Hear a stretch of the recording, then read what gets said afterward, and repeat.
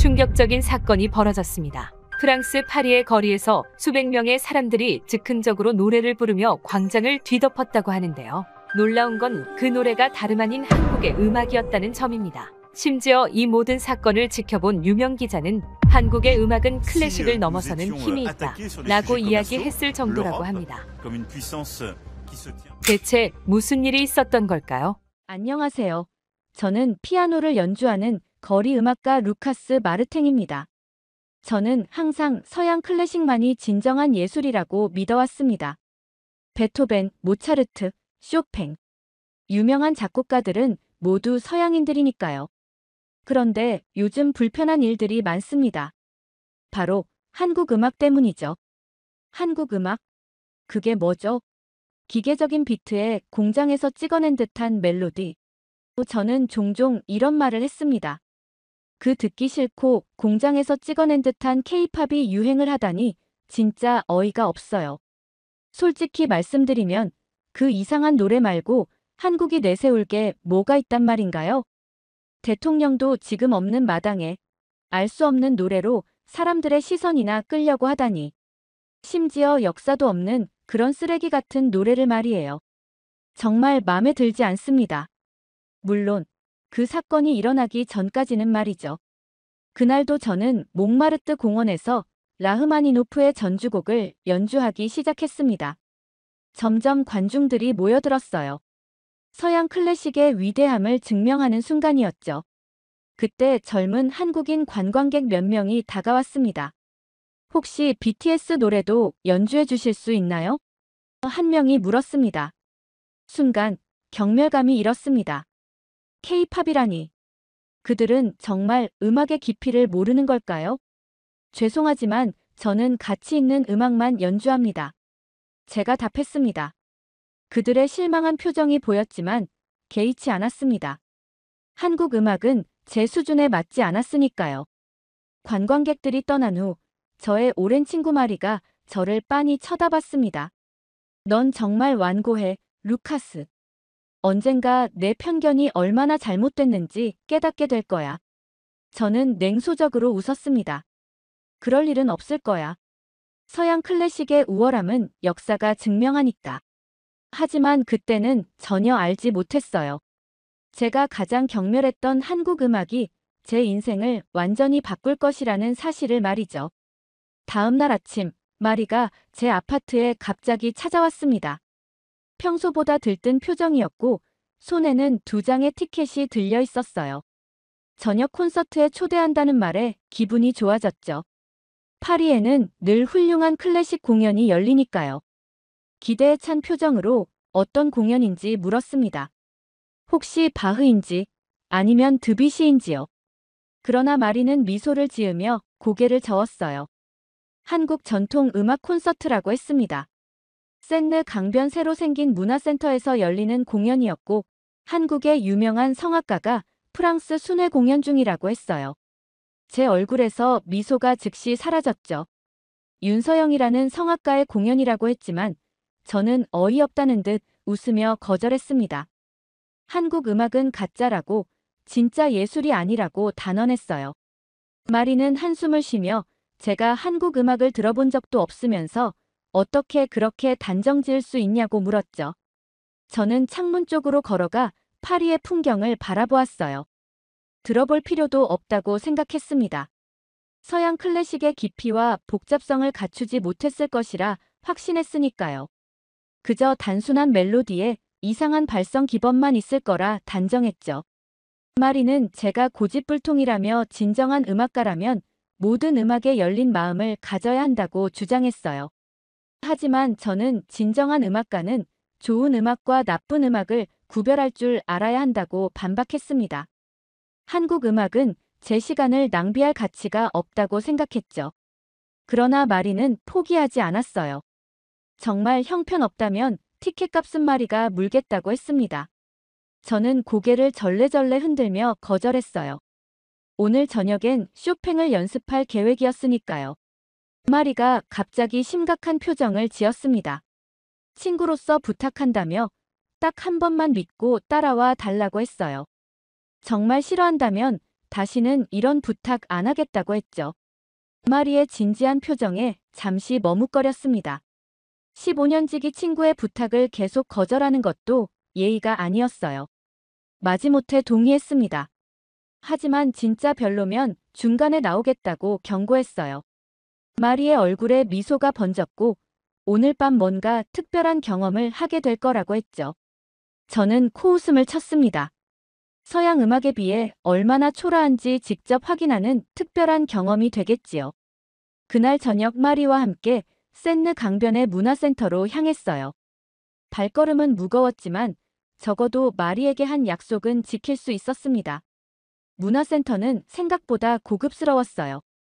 입구에는 한글로 된 포스터가 걸려 있었고 프랑스어 번역이 함께 있었죠. 윤서영 아리랑의 울림이라는 제목이었습니다.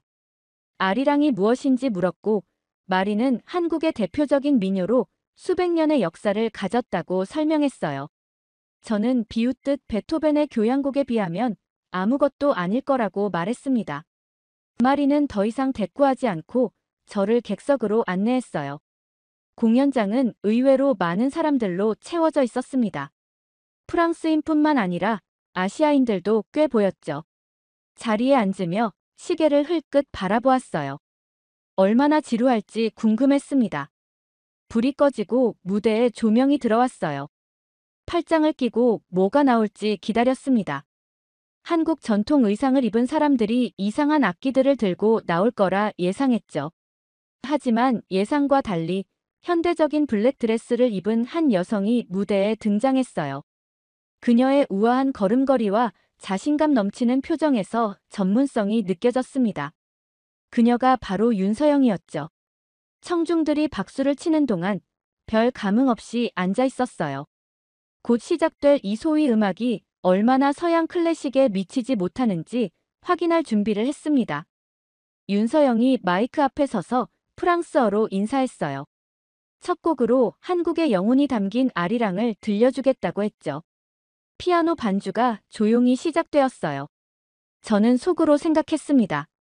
자, 이제 얼마나 형편없는지 들어보자. 이후 윤서영의 목소리가 공연장에 울려 퍼지기 시작했어요. 처음에는 무관심하게 팔짱을 끼고 있었습니다. 어차피 곧 지루해질 테니까요. 하지만 첫 음이 나오는 순간 뭔가 달랐습니다. 그녀의 목소리는 예상과 달리 맑고 깊었어요. 단순할 거라 생각했던 멜로디는 의외로 복잡한 감정을 담고 있었죠. 낮게 시작해서 천천히 고조되는 선율. 처음 들어보는 한국어 가사임에도 불구하고 그 음악에 담긴 슬픔과 희망이 가슴을 파고들었습니다. 아리랑, 아리랑, 아라리요. 이상했어요. 가사의 의미는 알 수 없었지만 그 멜로디가 제 안에서 무언가를 건드리기 시작했습니다. 처음에는 거부했죠. 이건 그저 낯선 음악이라 신기한 것뿐이야. 클래식만큼 깊지 않아. 그렇게 스스로를 설득하려 했습니다. 하지만 윤서영의 목소리가 더 높이 솟구칠수록 제 방어벽은 서서히 무너져 내렸어요. 그녀의 음색에는 수백 년의 역사와 한 민족의 슬픔이 담겨 있었습니다. 그녀가 내는 하나하나에 깊은 감정이 실려 있었죠. 문득 마리를 힐끗 쳐다보니 그녀는 이미 음악에 완전히 빠져 있었어요. 주변을 둘러보니 청중들도 모두 숨을 죽이고 윤서영의 노래에 집중하고 있었습니다. 프랑스인들의 눈에도 눈물이 맺혀 있는 것이 보였죠. 그때였어요. 제 심장이 갑자기 요동치기 시작했습니다. 묘한 감정이 가슴을 채웠어요. 낯설지만 이상하게 따뜻한 느낌. 마치 오래전 잊고 있었던 기억이 되살아나는 것 같았죠. 하지만 그건 불가능했습니다. 한국 음악을 들어본 적도 없었으니까요. 이게 뭐지? 노래가 절정에 달했을 때 윤서영의 목소리는 마치 새처럼 높이 날아올랐어요. 그 순간 저도 모르게 눈을 감았습니다. 온몸에 소름이 돋았죠. 클래식을 들을 때만 느꼈던 그 전율이 아리랑을 통해서도 느껴진 것이었습니다. 공연이 끝나고 불이 켜졌습니다. 관객들은 모두 일어나 기립박수를 보냈어요. 저도 모르게 함께 일어서 있었죠. 마리가 제게 미소를 지었습니다. 어땠어? 그녀가 물었어요. 대답하지 못했습니다. 아직도 아리랑의 멜로디가 제 머릿속에서 맴돌고 있었죠. 그 단순하면서도 깊은 선율이 제 안에 깊이 각인되어 있었습니다. 공연장을 나오는 내내 말이 없었어요. 마리는 제 반응을 보고 더 이상 질문하지 않았습니다. 그저 만족스러운 미소만 지었죠. 그녀는 알았어요. 제가 음악적 편견의 벽을 조금 허물기 시작했다는 것을. 집으로 돌아오는 길, 센느 강변을 걸으며 밤하늘의 별들을 바라보았습니다. 파리의 밤은 언제나처럼 아름다웠어요. 하지만 오늘 밤은 뭔가 달랐죠. 머릿속에서는 계속해서 아리랑이 울려 퍼지고 있었습니다. 아리랑, 아리랑, 아라리요. 집에 도착해 불을 켰습니다. 피아노 앞에 앉았어요. 손가락이 건반 위에 올라갔지만 평소처럼 쇼팽이나 베토벤을 연주하지 않았죠. 대신 기억을 더듬어 아리랑의 멜로디를 재현해 보려 했습니다. 창문 너머로 파리의 불빛이 빛나고 있었습니다. 하지만 제 마음속에는 다른 세계가 열리고 있었죠. 한국의 아리랑이 제 음악적 지평을 넓히고 있었습니다. 그날 이후 밤새 아리랑의 멜로디가 머릿속에서 맴돌았습니다. 아침이 밝았을 때도 여전히 그 노래가 제 마음에 남아 있었어요. 평소처럼 피아노를 끌고 몽마르트르 언덕으로 향했습니다. 오늘은 라흐마니노프의 전주곡을 연주할 계획이었어요. 전날 밤의 이상한 감정을 떨쳐내고 싶었죠. 사크레케르 성당 근처 제 단골 자리에 피아노를 놓았습니다. 날씨는 화창했고 관광객들이 벌써 광장을 채우기 시작했어요. 저는 피아노 의자를 조절하고 악보를 펼쳤습니다. 깊게 숨을 들이마시고 건반에 손을 올렸어요. 그리고 연주를 시작했습니다. 하지만 계획했던 라흐마니노프가 아니었죠. 제 손가락이 자기 의지를 가진 듯 아리랑의 멜로디를 연주하기 시작했습니다. 뭐야, 나 왜 이걸 연주하고 있는 거지? 당황해서 손을 멈추려 했지만 멜로디는 계속 흘러나왔어요. 마치 제 영혼이 그 노래를 원하는 것 같았습니다. 그래서 저는 그냥 따라가기로 했죠. 처음에는 원곡 그대로 연주했습니다. 단순하지만 깊은 감정이 담긴 그 선율. 하지만 곧 제 클래식 훈련이 자연스럽게 녹아들기 시작했어요. 화성을 더 풍부하게 만들고 멜로디에 작은 변주를 더했죠. 눈을 들어보니 사람들이 하나둘씩 모여들기 시작했습니다. 그들의 표정이 달랐어요. 제가 늘 연주하던 클래식 곡들을 들을 때와는 다른 반응이었죠. 어떤 이들은 눈을 감고 음악에 깊이 빠져들었고 다른 이들은 서로를 바라보며 놀란 표정을 짓고 있었습니다. 연주를 계속하면서 저는 점점 더 깊은 감정에 빠져들었어요. 이상했습니다. 하루 전까지만 해도 한국 음악을 무시했던 제가 지금은 그 음악에 완전히 몰입해 있었죠. 제 손가락은 마치 오랫동안 이 곡을 연주해온 것처럼 자연스럽게 건반 위를 움직였습니다. 관객들이 점점 더 많아졌어요. 어느새 제 주변은 수십 명의 사람들로 둘러싸여 있었습니다. 파리 시민들, 관광객들, 심지어 주변 상점 주인들까지 모두 발걸음을 멈추고 제 연주에 귀를 기울였죠. 저는 눈을 감고 완전히 음악에 몰입했습니다. 이 순간 음악의 경계가 무너지는 것을 느꼈어요. 서양과 동양, 클래식과 민요, 과거와 현재. 모든 구분이 의미 없어졌습니다. 남은 것은 오직 순수한 음악의 감동뿐이었죠. 연주가 끝나갈 무렵, 저는 다시 원곡의 단순한 멜로디로 돌아왔어요. 마지막 음이 공기 중에 흩어지고 잠시 침묵이 흘렀습니다. 그리고 폭발적인 박수 소리가 몽마르트르 광장을 가득 채웠죠. 관객들의 박수 소리가 잦아들 즈음 한 여성의 목소리가 조용히 들려왔습니다. 처음에는 거의 들리지 않을 정도로 작은 소리였지만 점점 또렷해졌어요. 누군가가 아리랑을 부르고 있었습니다. 고개를 들어 소리가 나는 방향을 바라봤죠. 놀랍게도 그곳에는 윤서영이 서 있었습니다. 어제 콘서트에서 저를 감동시킨 바로 그 성악가였어요. 그녀는 관객들 사이에서 자연스럽게 노래를 부르고 있었습니다. 서영의 목소리는 맑고 깊었어요. 제 피아노 연주 위에 완벽하게 어우러졌죠. 이것은 계획된 것이 아니었습니다. 우연한 만남이었어요. 하지만 마치 오랫동안 함께 연습해온 듀엣처럼 자연스러웠습니다. 저는 다시 피아노를 연주하기 시작했어요. 이번에는 서영의 목소리에 맞추어 반주하듯이. 그녀가 높은 음을 낼 때는 화음을 부드럽게 깔아주고 낮은 음역대에서는 풍부한 베이스 라인을 더했죠. 우리의 음악은 마치 오래된 대화처럼 자연스럽게 이어졌습니다. 관객들은 처음에는 놀란 표정이었어요.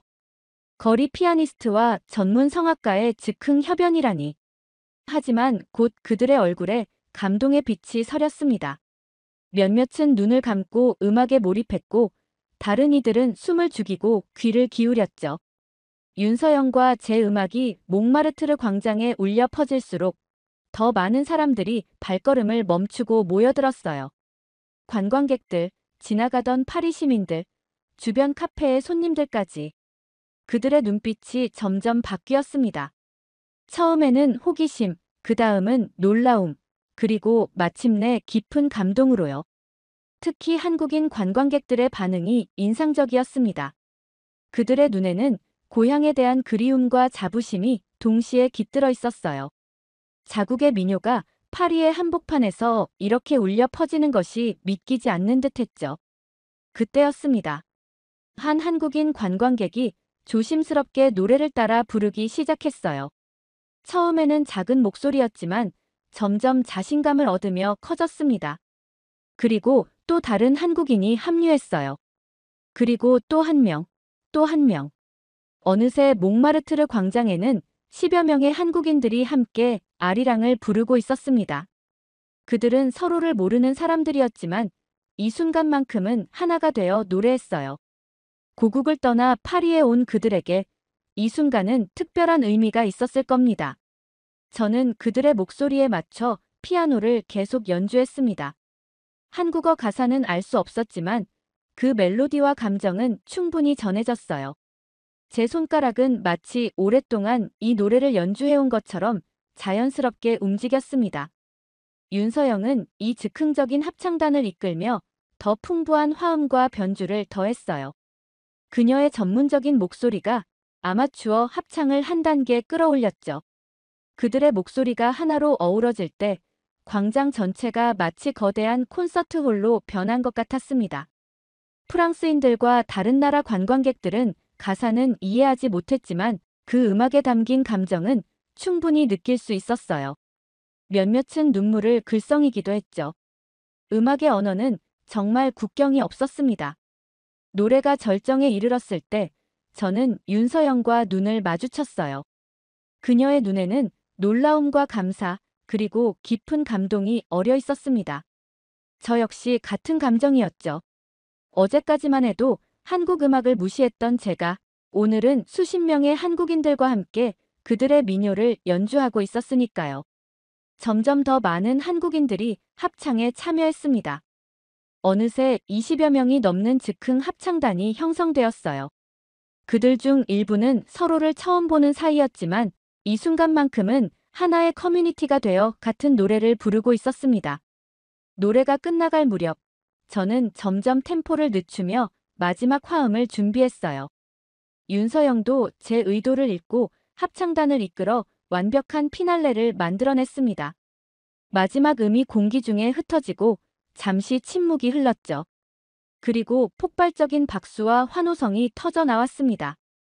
몽마르트르 광장 전체가 열광의 도가니에 빠졌어요. 사람들은 서로를 바라보며 미소 짓고 눈물을 닦고 감동을 나누었습니다.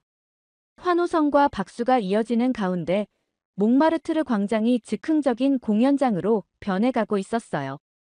처음 윤서영과 함께 시작된 작은 합창은 이제 거대한 음악 축제가 되었습니다.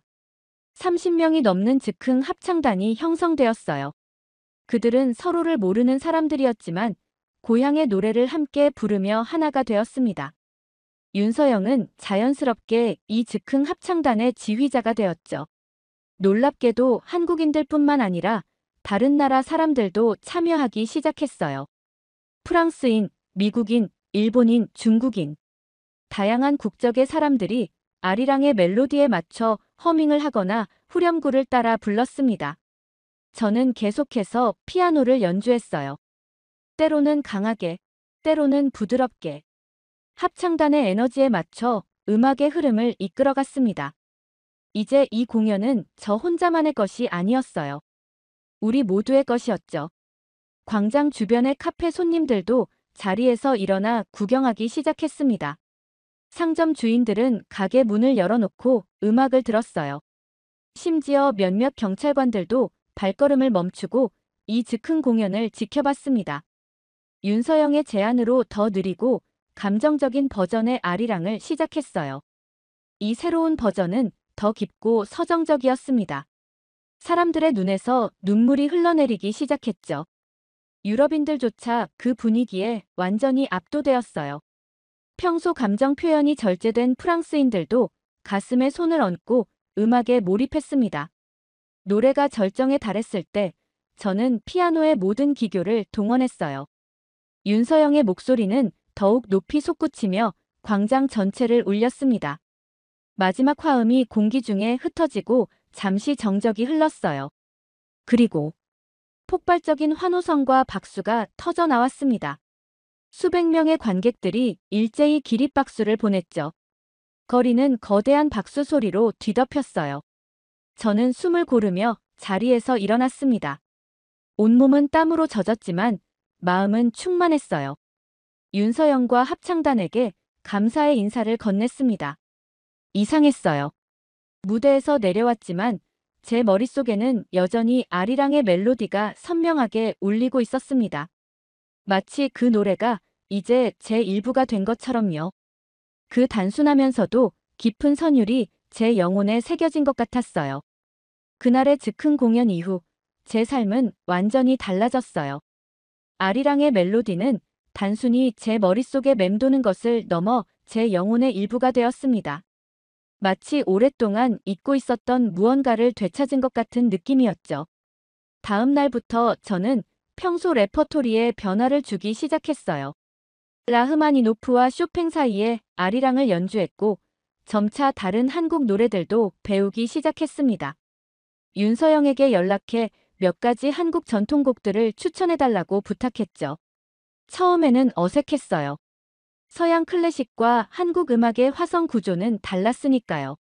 하지만 점점 그 차이를 이해하고 받아들이기 시작했습니다. 서양 음악에 없는 독특한 아름다움이 한국 음악에 있다는 것을 깨달았어요. 몽마르트르에서의 연주도 달라졌습니다. 이제 저는 모차르트의 소나타 다음에 아리랑을 연주하고 베토벤의 월광 소나타 다음에는 고향의 봄을 들려주었어요. 관광객들, 특히 한국인들의 반응은 놀라웠습니다. 그들은 자국의 노래가 파리의 거리에서 울려 퍼지는 것에 감동하며 항상 풍성한 팁을 남겨주었죠. 하지만 돈보다 더 값진 것은 음악을 통해 느끼는 새로운 연결감이었어요. 한국인 관객들과 이야기를 나누기 시작했고 그들의 문화와 역사에 대해 배웠습니다. 아리랑이 단순한 민요가 아니라 한국인의 역사적 고난과 희망을 담은 노래라는 것도 알게 되었죠. 일주일 후 마리가 제 연주를 보러 왔어요. 그녀는 제가 베토벤의 월광 소나타에서 아리랑으로 자연스럽게 전환하는 것을 보고 놀란 표정을 지었습니다. 연주가 끝나고 마리가 다가와 말했어요. 이제 클래식만이 최고라고 말 못하겠지? 저는 미소를 지으며 고개를 끄덕였습니다. 그래, 내가 틀렸어. 음악은 국경을 초월하는 거야. 형식이나 기원이 중요한 게 아니라 그 음악이 마음을 얼마나 움직이느냐가 중요한 거지. 마리는 환하게 웃었어요. 드디어 알아차렸구나. 모든 음악에는 그 나름의 아름다움이 있어. 우리가 해야 할 일은 그저 열린 마음으로 들어주는 것뿐이야. 제 음악적 세계관이 완전히 바뀌었습니다. 더 이상 서양 클래식만이 진정한 음악이라고 생각하지 않게 되었어요. 이제는 음악이란 결국 마음을 움직이는 것이라고 믿게 되었죠. 그것이 세련된 소나타이든 단순한 민요이든 상관없었습니다. 그 후로 저는 더 많은 세계 음악을 배우기 시작했어요. 스페인의 플라멩코, 아르헨티나의 탱고, 인도의 라가. 각 문화마다 독특한 음악적 언어가 있었고, 그 모든 것에서 아름다움을 발견할 수 있었습니다. 하지만 그 중에서도 아리랑은 특별했어요. 그 노래는 제 인생의 전환점이 되었습니다. 편협했던 제 마음을 열어준 열쇠였죠. 이제 저는 매일 연주에 아리랑을 포함시켰어요. 그리고 그때마다 그날의 즉흥 합창을 떠올렸습니다. 윤서영과도 친구가 되었어요.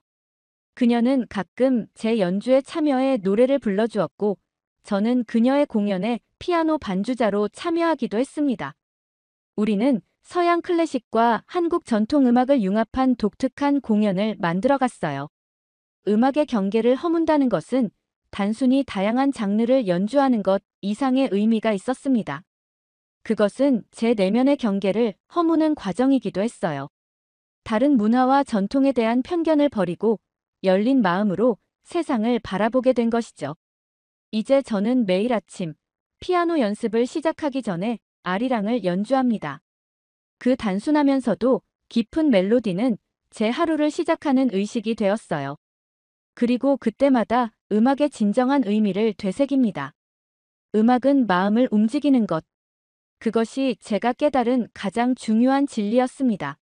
장르나 국적, 역사적 배경은 중요하지 않았어요. 중요한 것은 그 음악이 우리 영혼에 어떤 울림을 주느냐 하는 것이었죠. 그리고 아리랑은 제 영혼에 가장 깊은 울림을 주는 노래가 되었습니다. 한 달 후, 마리가 숨가쁘게 달려왔어요. 루카스, 너 유명해졌어. 너의 아리랑 연주 영상이 난리야. 누군가 몽마르트르에서의 즉흥 아리랑 공연을 SNS에 올렸고 폭발적인 인기를 얻고 있었습니다. 특히 한국인들의 반응이 열광적이었죠. 얼마 후 한국의 공연 기획사로부터 초청을 받았어요. 아리랑 투어를 제안했습니다. 처음에는 망설였지만 윤서영의 격려로 한국행을 결정했죠. 무대에 올라 아리랑의 첫 음을 연주하자 놀라운 일이 벌어졌어요. 관객들이 자연스럽게 노래를 따라 부르기 시작했습니다. 2,000명의 목소리가 하나가 되는 순간이었죠. 그때 깨달았어요. 아리랑은 단순한 노래가 아니라 사람들의 마음을 잇는 달이었습니다. 한국 투어는 대성공이었어요. 각 도시마다 사람들은 열광적으로 환영해 주었죠. 지역마다 다른 아리랑 버전도 배웠습니다. 마지막 공연은 서울 광화문 광장에서 야외 콘서트로 열렸어요. 수만 명이 모였고 다양한 국적의 사람들도 함께 했습니다. 한국에서의 마지막 날 90대 할머니를 만났어요. 우리 노래를 세계에 알려줘서 고맙습니다. 그 말에 제 눈에도 눈물이 고였습니다. 파리로 돌아온 후에도 아리랑의 여정은 계속되었어요. 다양한 나라의 음악가들과 협업하며 새로운 해석을 만들어갔습니다. 이제 저는 매일 연주할 때마다 아리랑으로 시작하고 아리랑으로 마무리해요. 세계 각국에서 온 사람들이 함께 노래합니다. 아리랑은 이제 단순한 노래가 아닙니다. 그것은 사람들의 마음을 잇는 보편적인 언어가 되었어요.